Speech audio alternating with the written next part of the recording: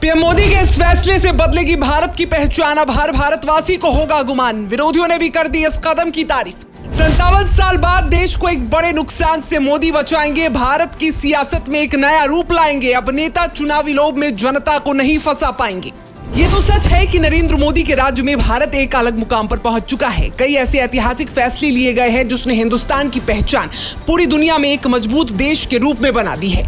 दुनिया के तमाम ताकतवर देश भारत के आगे नतमस्तक हैं। अब भारत में फिर से कुछ ऐसा होने वाला है जिसकी सराहना हर ओर होने वाली है, जिससे देश की जनता और देश का धन दोनों का ही अब नुकसान नहीं होगा। दरअसल आपको बता दें कि देश में वन नेशन वन इलेक्शन को लागू करने पर जोर दिया जा रहा है। देश में लोकसभा और विधानसभा के चुनाव एक साथ हो सकते हैं या नहीं, ये पता लगाने के लिए केंद्र ने पूर्व राष्ट्रपति रामनाथ कोविंद की अध्यक्षता में एक समिति का गठन किया है। समिति भारत की चुनावी प्रक्रिया का अध्ययन करेगी। केंद्र सरकार ने आने वाले 18 से 22 सितंबर तक के लिए संसद का विशेष सत्र बुलाया है और ये पहली बार नहीं है। वन नेशन वन इलेक्शन के बारे में करीब 40 वर्षों पहले पहली बार यानी 1983 में पहली बार चुनाव आयोग ने सुझाव दिया था। अब 2023 में सरकार ने इस कदम की संभावनाएं तलाशने के लिए कमेटी बनाई है।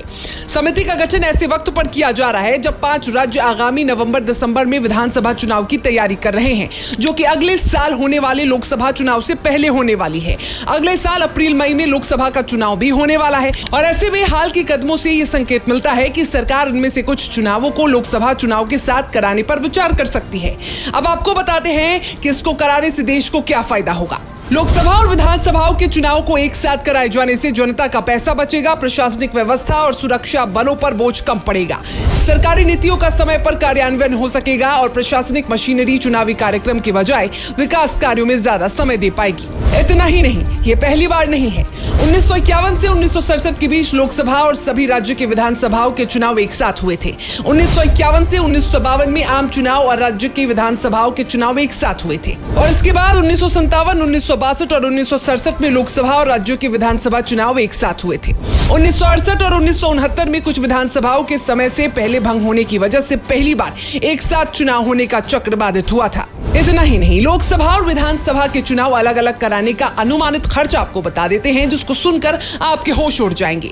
बता दें कि 10,000 करोड़ रुपए इनका खर्च आता है। अब चुनाव एक साथ होंगे तो खर्च में भी कमी आएगी। कई ऐसे देश हैं जैसे ब्राजील, कोलंबिया और फिलीपींस, जिसमें राष्ट्रपति पद के लिए और विधायी स्तर पर एक साथ चुनाव होते हैं। प्रधानमंत्री नरेंद्र मोदी कई सालों से इस चुनाव को कराने के पक्ष में रहे हैं। प्रधानमंत्री नरेंद्र मोदी 2018 में भी इस बात का जिक्र कर चुके हैं लाल किले से कि वो चाहते हैं कि देश में वन नेशन वन इलेक्शन हो, लेकिन विरोधी यानी विपक्ष उसके समर्थन में नहीं है। कुछ पार्टियों ने एक साथ चुनाव कराए जाने के विचार को खारिज किया है। AIMIM ने एक साथ चुनाव कराए जाने का विरोध किया। तृणमूल कांग्रेस ने इस विचार को खारिज करते हुए कहा कि चुनाव स्थगित करना अलोकतांत्रिक और असंवैधानिक है। वहीं अगर ये लागू होता है यानी देश में वन नेशन वन इलेक्शन लागू होता है तो उससे देश की सियासत का रूप भी बदलेगा। जो नेता हर साल चुनावी लोभ में जनता की चौखट तक पहुंचते हैं, उन्हें 5 सालों तक जनता की सेवा जी भरकर करनी होगी।